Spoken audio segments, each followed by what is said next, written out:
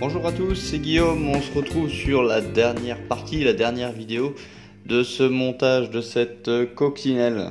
Alors coccinelle qui ressemble à un kit plutôt simple mais finalement qui a beaucoup de choses à faire, beaucoup de masquage, beaucoup de différentes couleurs et surtout quand on veut un rendu nickel, pas épave, coccinelle restaurée. Ça demande de l'attention sur toutes les parties. Donc je vais vous montrer un petit peu le résultat de ce que j'ai obtenu. Voilà la bête. Donc, alors je vais prendre un petit cure-dent. Vous pouvez voir que toutes les parties chrome ici et des phares, des petites choses comme ça, je les ai laissées brutes de grappe. Parce que le chrome était clinquant et du coup ça m'a bien plu. Hop, le petit rétro qui a bougé. Ça m'a bien plu, ça collait par rapport à ce que je voulais faire. Si vous voulez faire une coccinelle un peu moins tape à l'œil, je vous recommande de les dégrapper, de les dégraisser et puis après de les poncer, enfin de les passer à la javel pour enlever le chrome et refaire un chrome maison. Donc hier, je me suis aperçu, non, je me suis pas aperçu, j'ai fait des petites choses. J'ai fait les lignes, les joints des carrosseries parce que à savoir sur une vraie coccinelle, les ailes s'assemblent très facilement et donc du coup il y a un joint entre chaque partie. J'ai effectué la partie chrome des baguettes. Donc ça a été fait avec du chrome de chez Valero. Quoi d'autre? Bon, les rouges je vous les avais montré, donc les marchepieds en noir mat et puis de l'alu. Et puis enfin sur ce kit il nous propose deux transferts métal. Alors celui-ci j'ai pas eu du mal mais il ne voulait pas coller donc j'ai dû passer de la cyano et ça a coulé un petit peu. Bon, rien de bien grave, hein. Donc je vous fais le tour. Alors, si vous faites ce genre de détaillage au niveau de la plaque d'immatriculation, je vous conseille d'utiliser deux sortes de peinture, une énamel et une acrylique ou inversement. Ça vous permettra si vous débordez, de masquer, enfin de ne pas masquer et justement de faire le contour sans trop prise de tête, hein. Donc, le coffre s'ouvre. Alors, je mets ma main sur la lumière. Alors, j'y vais très doucement parce que je sais même pas si on va voir. Donc, il y a la roue de secours et puis rappelez-vous le biton noir satiné et la couleur carrosserie. Donc, c'est vrai que sur ça, pourquoi avoir fait un modèle qui s'ouvre et je sais pas. Donc je remets un petit peu.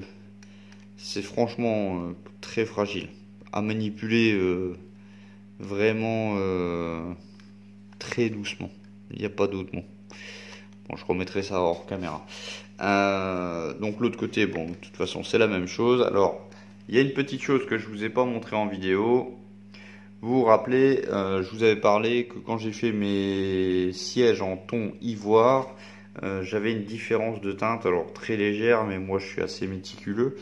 Donc je me suis occupé à faire un tapis de boule comme on trouve dans les anciennes voitures.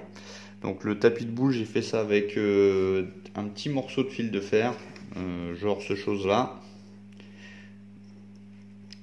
Hop là, que je l'attrape. Là j'ai pas les outils devant moi. Vous voyez, alors je vous le montre par rapport à la voiture. C'est extrêmement fin. J'ai passé des petites boules, des perles, qu'on trouve ça dans des magasins qui font du scrapbook, des choses comme ça, trucs décoratifs.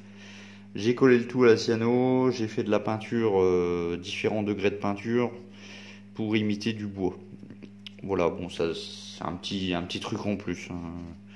Un petit scratch à la va-vite. Enfin, la va-vite, une journée quand même, hein. Donc l'intérieur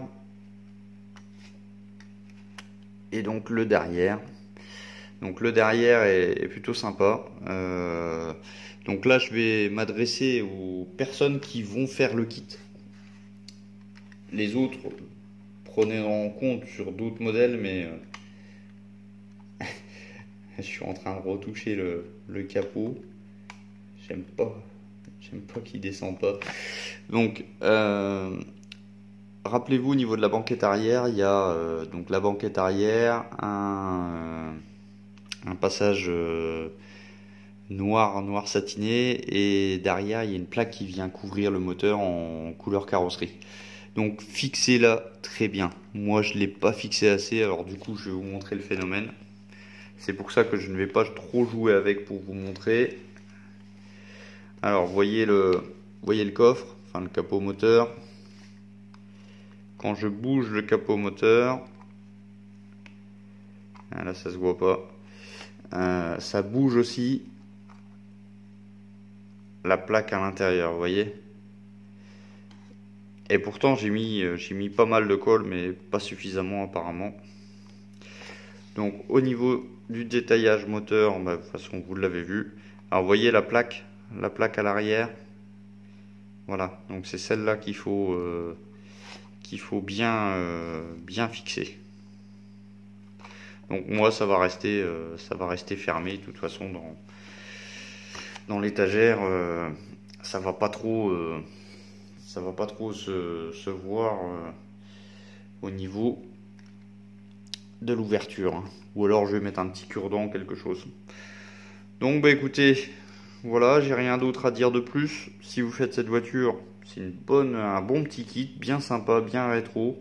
Par contre, faites bien attention au niveau des peintures, des masquages. Et puis la petite chose que je vous ai dit là juste avant, qu'il faut faire très attention au niveau du coffre si vous voulez ouvrir le modèle. Les joints de fenêtres ont été faits en marqueur chrome.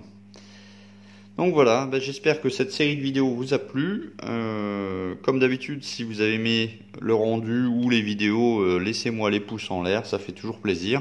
Merci aux nouveaux arrivants. On se retrouve très bientôt pour la suite des montages. Alors le montage suivant, ça va être la Toyota Supra GT. Voilà, ciao, bye bye.